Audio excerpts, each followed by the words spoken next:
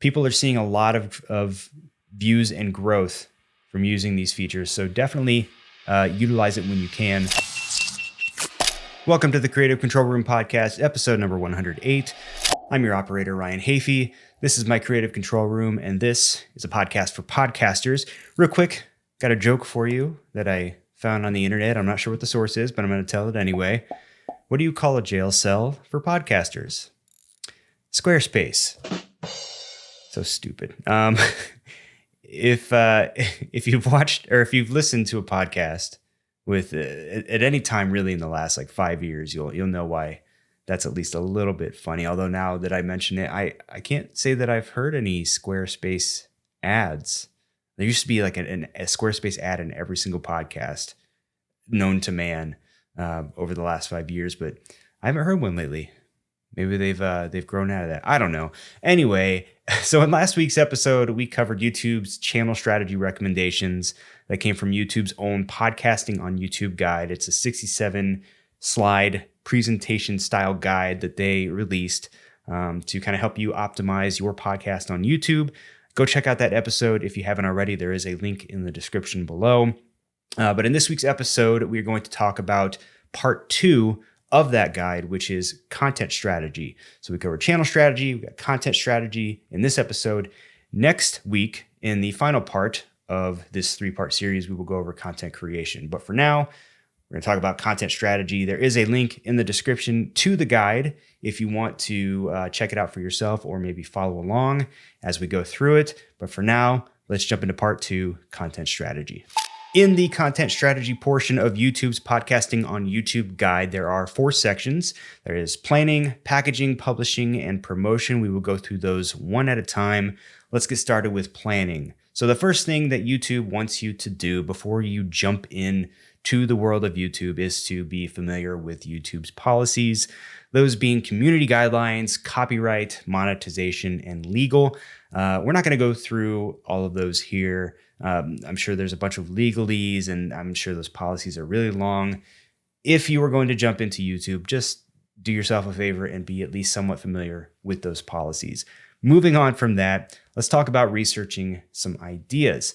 So you want to know where your traffic comes from. So what YouTube suggests is that you get familiar with some of the traffic sources data that you can find within YouTube Analytics to see what's driving a lot of the traffic to your content. It'll help you to look for trends and things like that. And these are the different traffic sources that YouTube suggests that you know about.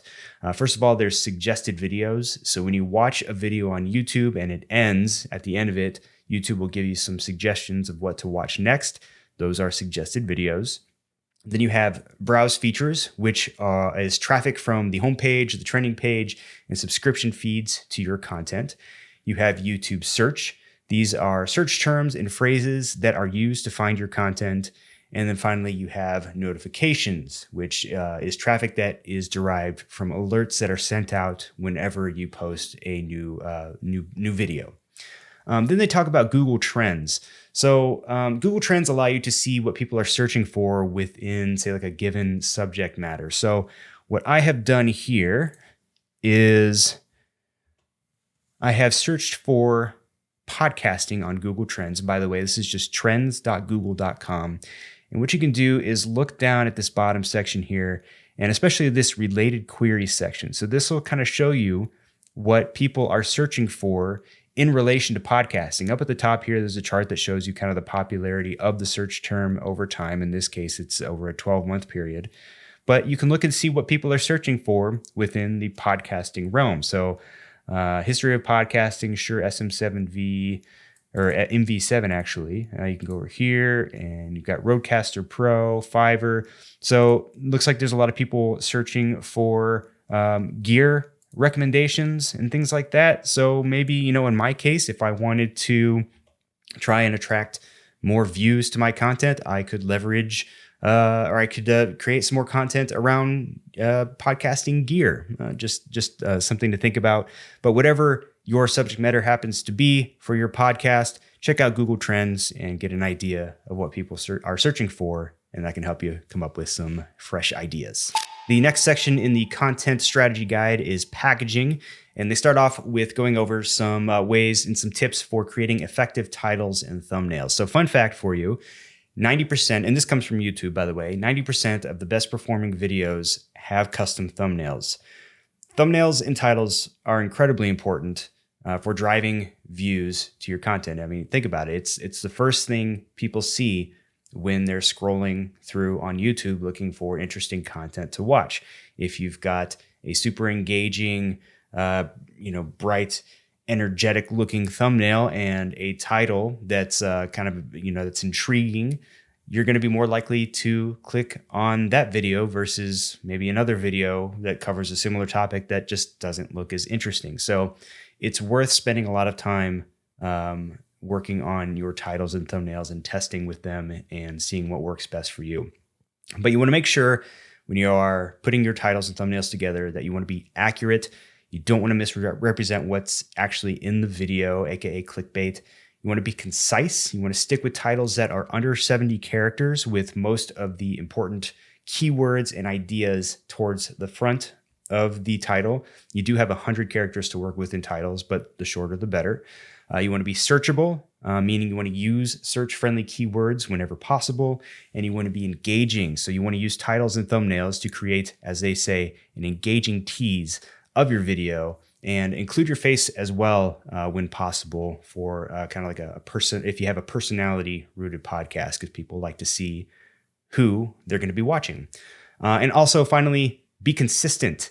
So you want to be using the same titles across all of your platforms. This is going to help ensure that your viewers are watching the official podcast, but also to ensure that if they're consuming your content on a different platform, it will let viewers know that they are consuming the same episode, the same video, if the titles are consistent across all the platforms. Next, when it comes to building thumbnails, first of all, you want to avoid putting important elements in the bottom right-hand corner. If you look on YouTube and you see a thumbnail, in the bottom right-hand corner of the thumbnails is where the time code overlay is.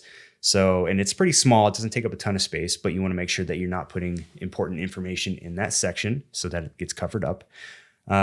Branding elements ideally should be put in the corners of the thumbnails. Again, of course, with the exception of the bottom right-hand corner.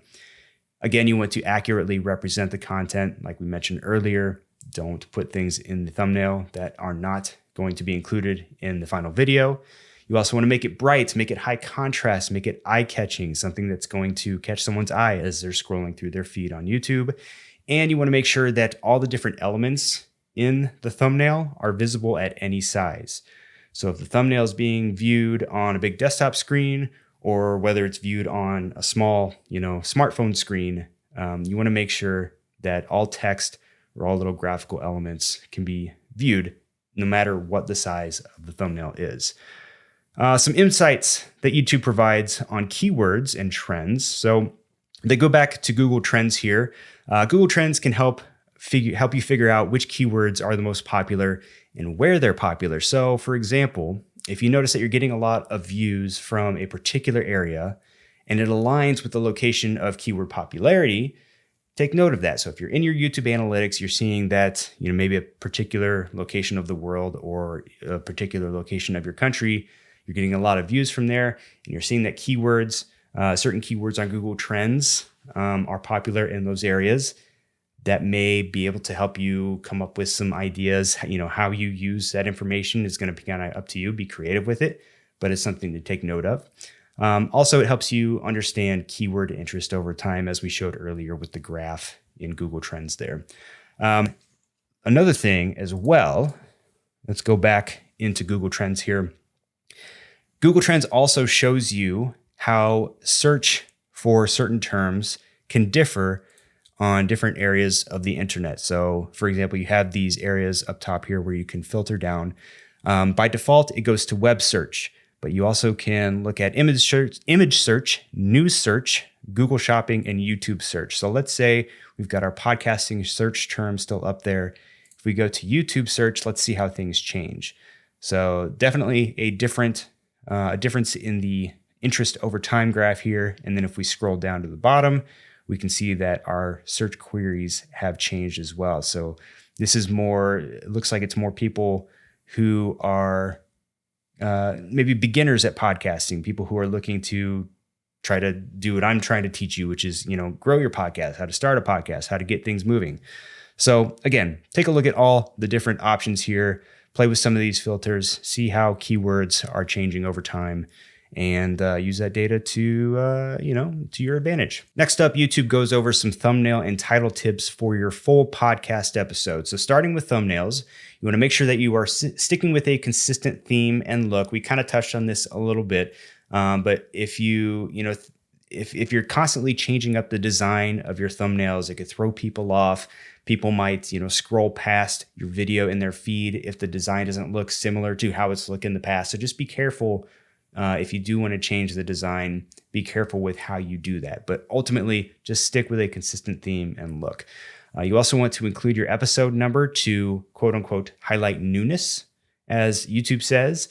And as we mentioned earlier, you want to include the host face to increase the effectiveness. Again, people like to see who they'll be watching when they are going to, when they're making the decision of what to watch on YouTube. It also helps as well. This wasn't in the guide, but it helps as well to have some expression in your face that's, maybe relevant to the video that you're publishing. Think about Mr. Beast. Now, Mr. Beast, this isn't a podcast related, but Mr. Beast always has some kind of, loud expression. That's a good thumbnail right there. Always has some big, energetic expression on his face. In basically every single thumbnail that he uses. And Mr. Beast knows a thing or two about YouTube, so maybe take a page out of his book when it comes to that. Also, when it comes to titles for full podcast episodes, it should include your podcast show title, episode number, and broad topic for the episode. Now, in my case, the Creative Control Room podcast is a long title that would take up an awful lot of space in an episode title for YouTube. So what I typically do is I will shrink it down to an acronym. I use a hashtag. So I use an acronym for the podcast along with the episode number. So if you take a look at the title of this episode on YouTube, it'll have the episode title, then a vertical line, and it'll have hashtag TCCRP108. I also include that hashtag within the descriptions. I include that hashtag within clips, and it kind of ties everything together. It seems to work for me. It's worked for me so far, so that's the route I go. You can take my recommendation or YouTube's there. I guess that's up to you. Some additional tips that YouTube provides when it comes to titles and thumbnails for full podcast episodes.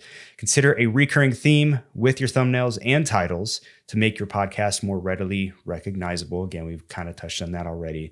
And then for audio only, let's say if your video podcast on YouTube is more or less just an audio only playback, there's really no video component, you want to consider ways to make it known to your audience that it's audio only. And that could include maybe putting audio only in the title.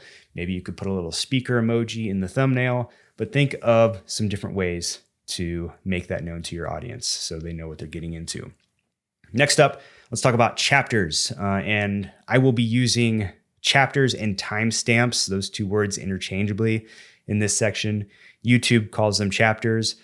Basically, what they are, if you've ever been watching a YouTube video and you see on the progress bar how it's got some dashed lines across it, those are the different chapters of the video. And chapters basically help viewers navigate through longer form content by making it easier to skip to certain sections of the video that they want to see. And this can actually help with viewer retention. If you think about, what you really want when it comes to people watching your content is you want people to watch as much of your content in one sitting as possible. So if people are stuck kind of skipping around through your podcast looking for a section that they want to watch, that's going to reduce viewer retention. But if you give someone the option to skip right to a section that they want to see, they're going to be more likely to sit down and watch that section in its entirety without skipping around. And that will be better for viewer retention. It's going to be better for, you're going to look better to the YouTube algorithm. So chapters can definitely be helpful in that regard. And then to add chapters to your podcast episodes, it's very simple. You just have to add timestamps for each of the different sections of your video. So you would put a timestamp and then a short description of that timestamp next to it in your video description. Couple things to make sure you do though, to make sure that they work properly. Your first timestamp needs to start at 0. So for example, you might put 00:00 show intro or whatever you want to title your first chapter. Videos must have at least 3 timestamps listed in ascending order, and also timestamps need to be a minimum of 10 seconds in length. But definitely add them in there. Something that's not listed on the guide, by the way, there's got to be some kind of SEO benefit to using chapters as well, because you're adding all of this keyword-rich data and text to your description, and that's got to help when it comes to search. So definitely include chapters when you can. Now we'll move on to talk about podcast clip thumbnails and titles. For thumbnails, when it comes to podcast clips, you want to focus on a specific topic with a more generalized style compared to, say, the serialized nature of a full episode. Clips can typically, in a lot of cases, be more evergreen, so you're not doing clip episodes. You have your full episodes, and then you have clips from that episode. So you don't need to focus quite as much on the serialized nature of clips, because they don't have one. And also feature your face in clips as well, if possible. Your titles should be engaging, but they shouldn't be clickbait. Again, accurately represent what's in the video. And then some additional tips there when it comes to clips. Treat your clip packaging more like any other upload. Those words, by the way, are directly from the YouTube guide. They don't really elaborate on what that means. And I'm a little bit confused by that phrasing as well. I'm going to have to assume that what they're saying there is to treat your clips as if you were the same way that you would treat a video that you were uploading to, say, a non-podcast YouTube channel, just like a regular video post, I guess.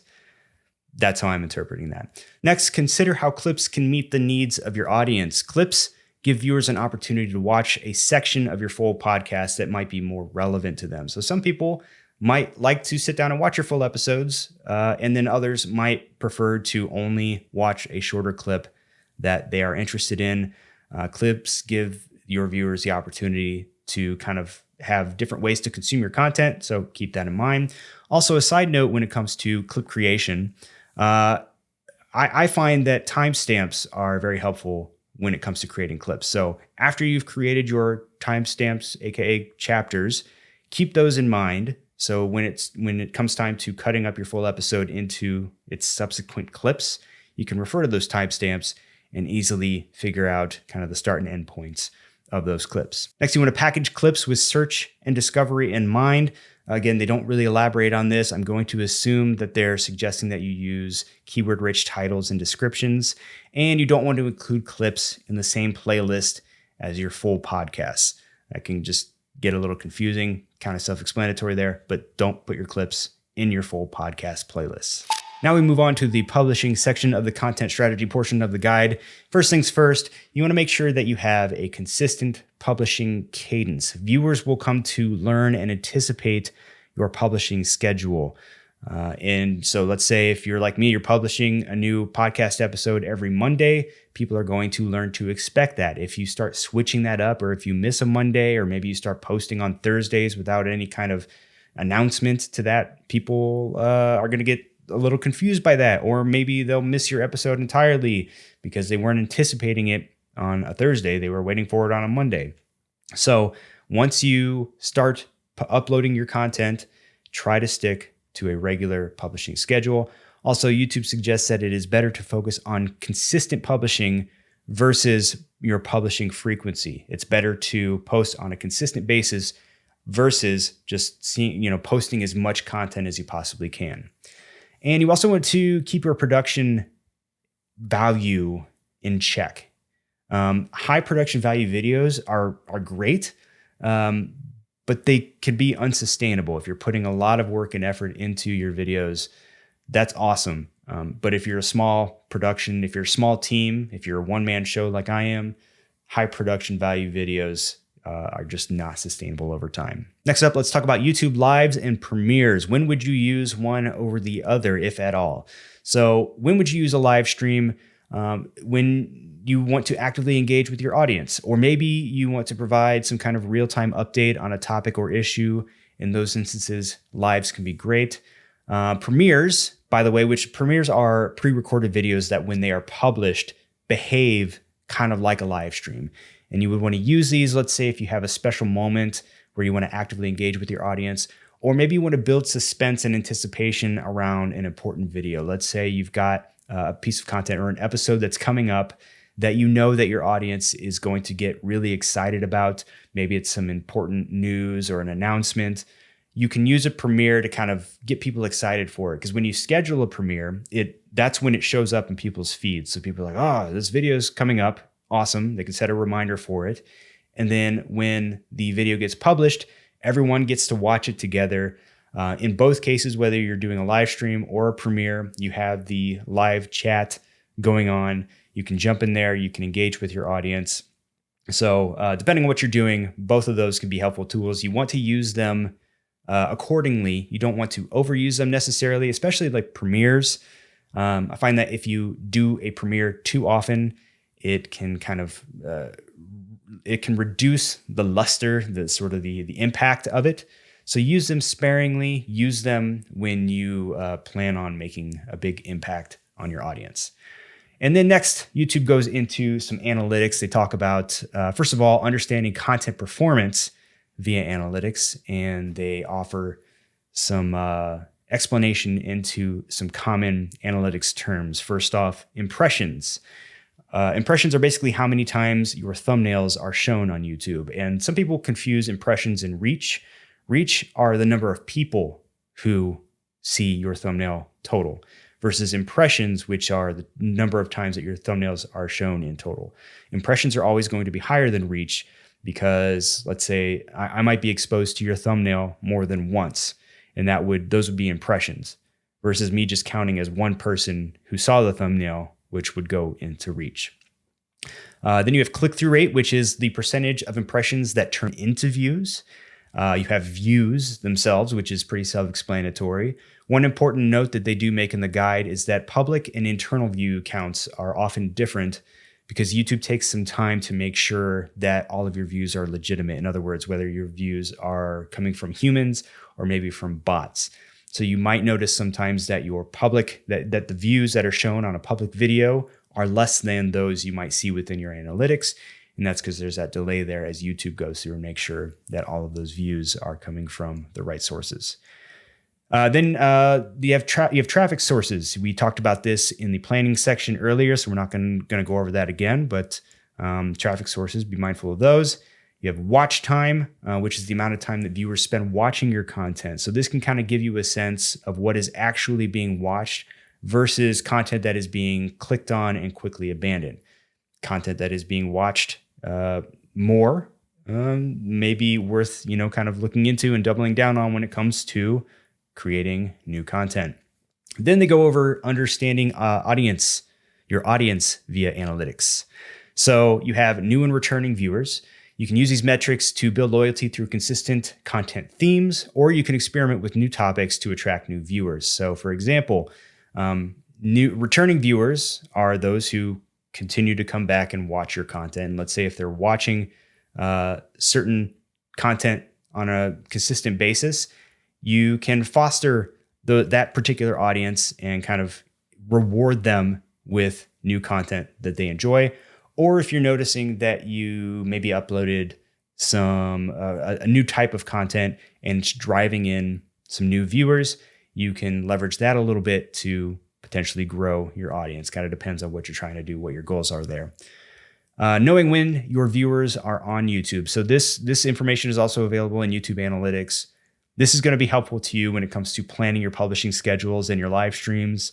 I use this information a lot, not just when I'm planning my full episode publishing schedule, but also my clips. So it shows up in the form of kind of like a heat graph almost.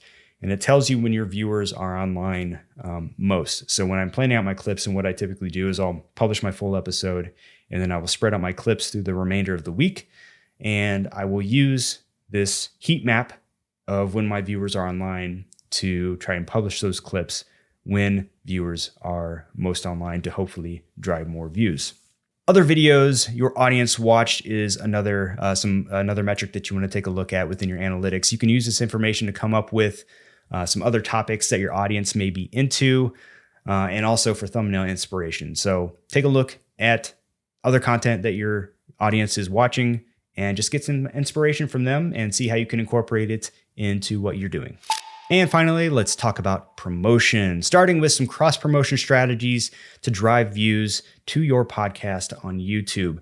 First thing that YouTube suggests is to leverage your social media presences. So they mention specifically Snapchat and the IG swipe up feature, which as far as I know, Instagram doesn't have the swipe up feature anymore. Now it's just they use a little link feature where you can just pop in a link and then people tap on it.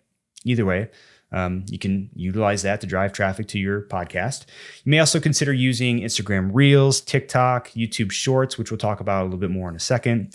Also, use calls to action through promotional clips and trailers. So when you're creating content to publish on Instagram Reels or TikTok or wherever, consider creating little promotional teasers and speak directly to your audience. That can be a great way to motivate people to check out your new content. Of course, YouTube then goes in to mention some other YouTube products that you should consider using. Why wouldn't they? This is their guide. But YouTube Shorts, for starters. YouTube Shorts is kind of like YouTube's version of Instagram Reels and TikTok. There's huge growth potential in using YouTube Shorts. I've seen it myself. If you think about it, it makes sense too. So TikTok kind of led the way with the way that they've set up their platform. You've probably heard of a lot of success stories of people that became overnight celebrities on TikTok because their videos just went crazy viral. As a result, you have these other platforms like YouTube and Instagram who see that and they want a piece of that pie. So they release these new features called YouTube Shorts and Instagram Reels. And in order to incentivize people to use those features, they have to find a way to do that. So they make it easy for people to get a lot of exposure. This will probably change over time. As time goes on and these features become more ubiquitous, you're probably going to see a reduction in engagement in using those features. But for now, people are seeing a lot of views and growth from using these features. So definitely utilize it when you can. There's a podcast that I'm producing right now where we just recently started uploading YouTube Shorts onto the full podcast, the main podcast channel for the podcast. And we've seen almost like a hockey stick as far as new subscribers. And a lot of the YouTube Shorts that we're posting are getting more views than the full podcast themselves and even some of the clips. So if you don't have a YouTube Shorts strategy of some kind, get started on that and experiment with it for sure. There's also a remix feature when it comes to YouTube Shorts. So you can actually take your full podcast episodes and cut shorts from your full podcasts directly within the YouTube app. And those shorts that you create will link right back to the original video. So pretty cool there. Then you have YouTube Stories. YouTube Stories, again, similar to Instagram and TikTok, how they have their stories. Unlike Instagram, actually, I'm not sure off the top of my head how long a TikTok story lasts for, but I know on Instagram, they last for 24 hours. On YouTube Stories last for 7 days. And YouTube suggests that you use stories as a way to maybe experiment with new types of content, test new ideas. You could also give a behind the scenes sneak peek at what you're doing. And you can communicate with your audience in a way that's a little bit more intimate. So, maybe if I'm holding up my phone and just making it very casual, it's a little bit more of an intimate way to communicate versus something like this, like talking head with the nice lighting and all that kind of stuff. Then you have the community tab. The community tab is great. We talked about this in part one, last week's episode where we covered channel strategy. It's just a low effort way to communicate and engage with your audience. You can post GIFs, you can post polls, links to videos that you're trying to promote. I've seen, in my experience, a lot of engagement come through the community tab, even more so than, compared to just like a regular post on Instagram or Facebook. So use the community tab if you're not already. And then finally, we have end screens and cards. So you can use end screens. By the way, end screens are what kind of show up in the last 20 seconds of a video. You might see little subscription buttons or recommended videos to watch.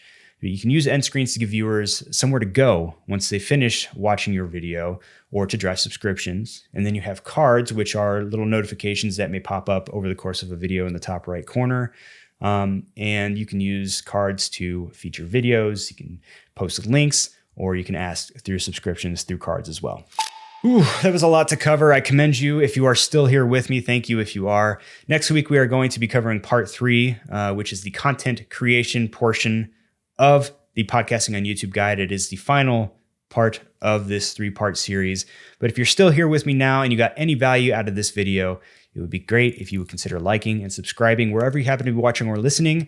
Follow me on social media at Ryan Hafey on Instagram, Twitter, and TikTok. Check out the description for relevant links and gear recommendations, and we'll see you in the next one. Bye-bye.